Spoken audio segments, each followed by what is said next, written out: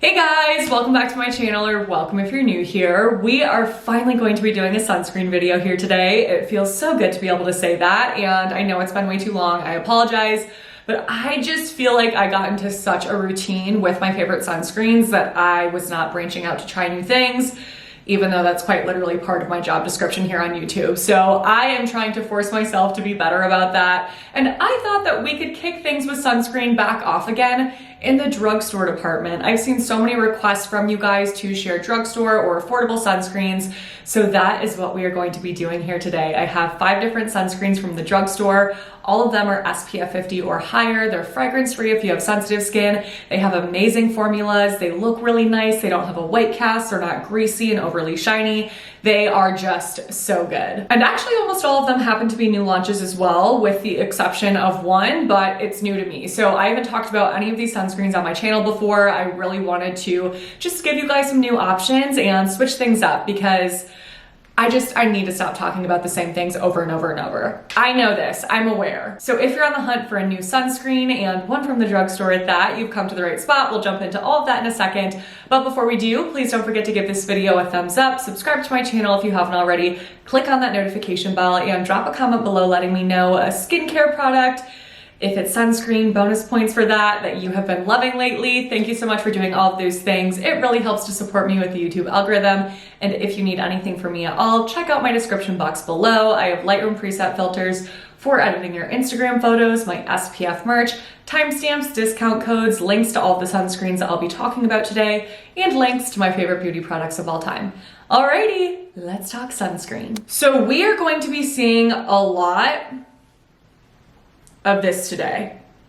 I know. That's why I'm sitting here like this with my sweater over my hands, because my Cheeto fingers are even distracting me in the viewfinder. So I really hope that that's not too distracting. It is self-tan season. I'm testing out new self-tanners for you guys for my next self-tan showdown. And I unfortunately back-to-back tried out a couple self-tanners that are so insanely dark that did me really dirty. And I wasn't expecting it, obviously. So we're gonna have some Cheeto finger videos back to back. All right, we're gonna start off with the thinnest or lightest weight formula first, and then we will work our way down to the more thicker, creamier formulas.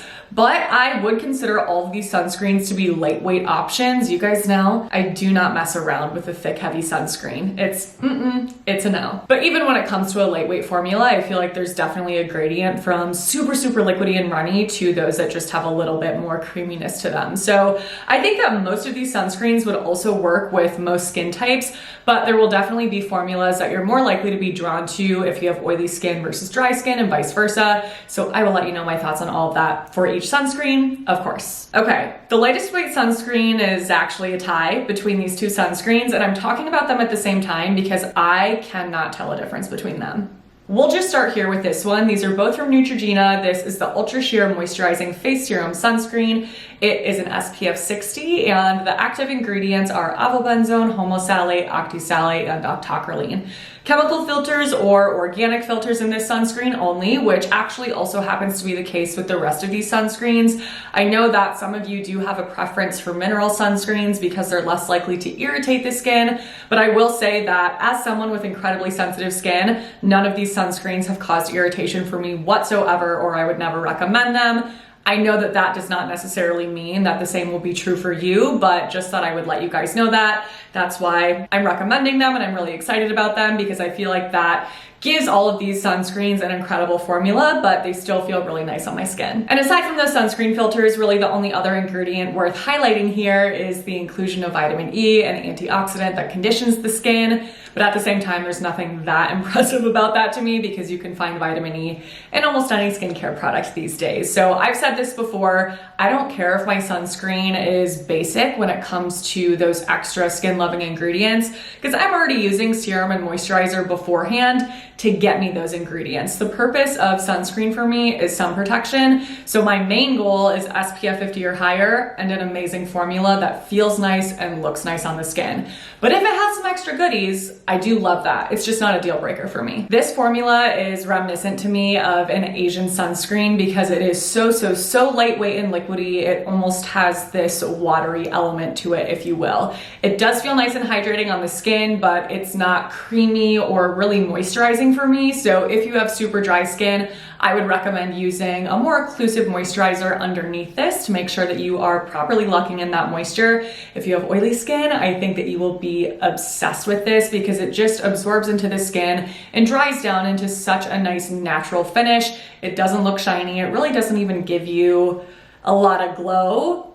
It's just kind of natural. It's there. It doesn't mattify the skin though. So I love a sunscreen like that that's just kind of invisible, if you will, especially when we hit the really hot, humid summer months and I don't want a sunscreen to enhance my glow because my oils already do that. Something like this is my best friend. So love, love, love this. Oily skin dream. Then we have the Neutrogena Invisible Daily Defense Face Serum. This is also an SPF 60. It has the same exact active ingredients, also has vitamin E and really nothing else going on.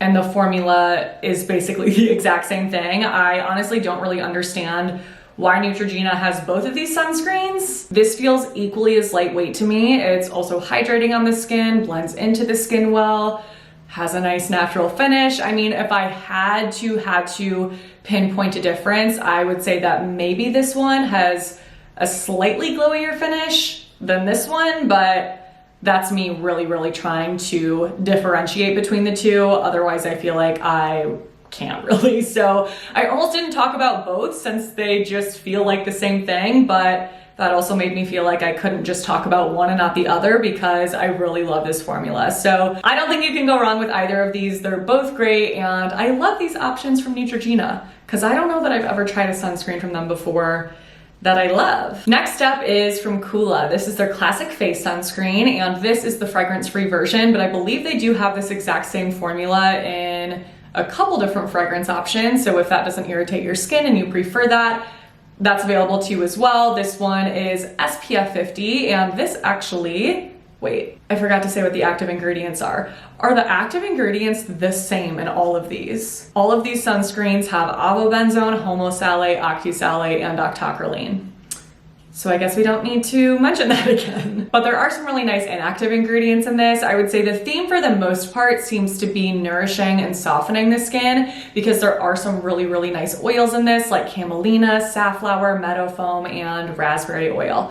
This also has aloe, which can calm and hydrate the skin. But again, I feel like those oils are what stand out to me. This is definitely a little bit thicker and creamier than those Neutrogena options, but it doesn't feel heavy to me at all. It's really nice and soft. It feels moisturizing on the skin, and at first I actually thought that this was going to be the thickest out of the last three that I'm going to be talking about, but I do find that as I rub it into the skin and once it's fully settled, it feels a little bit lighter weight than it initially does. Like it kind of thins out as you rub, so it ends up feeling really nice. When I am in the mood for a little bit of a glowier finish from a sunscreen, this is one that I love to reach for because it does make my skin look radiant and healthy, but it's not in an overly dewy or wet or shiny looking way. I think it's just really pretty. So if you're looking for a nice in between there, I think that this is a great one, and I feel like this would really work well for almost any skin type, maybe unless you're so oily that you just can't even deal with that little bit of extra radiance. So, Coola. I feel like so many of you guys have recommended this to me before, and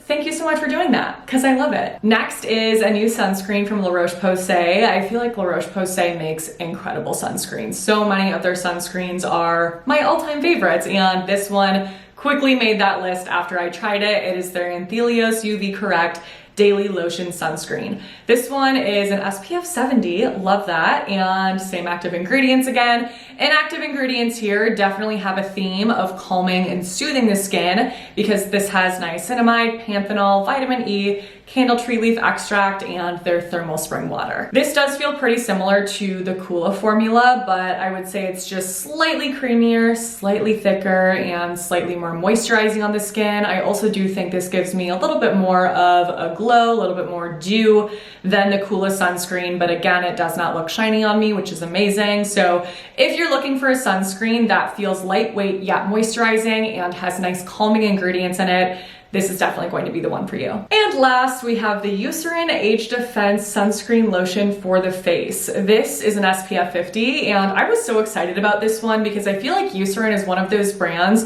that's similar to Cetaphil or CeraVe, is a really good option for anyone that's looking for something basic, anyone with sensitive skin, anyone with irritation going on, but it doesn't seem to get talked about a lot. So I was excited about this launch from them because I feel like, I don't know, it seems elevated compared to what I have seen from Eucerin in the past. Inactive ingredient highlights in this include a couple antioxidants, vitamin E again, and vitamin C, licorice root, which can help to brighten the skin, and hyaluronic acid for some hydration. This one feels very nice. I will say the only potential downside about this is as we're blending it into the skin, it does start to feel a little bit sticky, especially if you're going in with a second application on top of the first. That's when I really noticed, like, okay, this definitely does have a slight tack to it. It's not something that bothers me, and something that I actually love about that is that I think it makes the perfect primer for makeup. So I get asked a lot what I use for makeup primer. I don't use makeup primer, I use sunscreen because there's tons of great sunscreens that feel really nice on the skin that do just have a little bit of a sticky feel once it's fully rubbed in, and that'll help your makeup to kind of adhere to that and last longer. But aside from that, I would say same kind of vibe as the Roche Posay and Coola, where it's lightweight but still a little creamier, more moisturizing. This one on me definitely has the glowiest finish, so one to just be careful of if you're incredibly oily. Probably won't be your favorite in that situation unless you were to wear it underneath a really mattifying foundation, then that would be like the perfect combo. Otherwise, I think that you'll be a big fan of this if you have dry skin, if that slight kind of stickiness doesn't bother you, and that is the Eucerin Age Defense Sunscreen. I'm excited to see more from them. All right, you guys, those are all of the drugstore sunscreens I wanted to share with you today. I really hope that you enjoyed this video and found it helpful. Let me know in the comments below if you have tried any of these sunscreens out. I'm curious to hear your thoughts.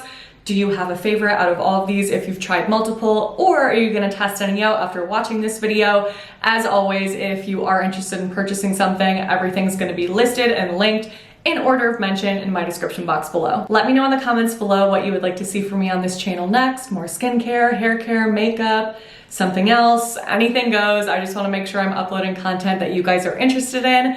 Thank you as always for watching. If you enjoyed the video, please don't forget to give it a thumbs up. Subscribe if you haven't already. Click on that notification bell and send my channel to a friend. Thank you for your support in doing all of those things. I love you guys. Stay tuned for my next video because that will be up in a few days. But until then, I hope you have a great few days.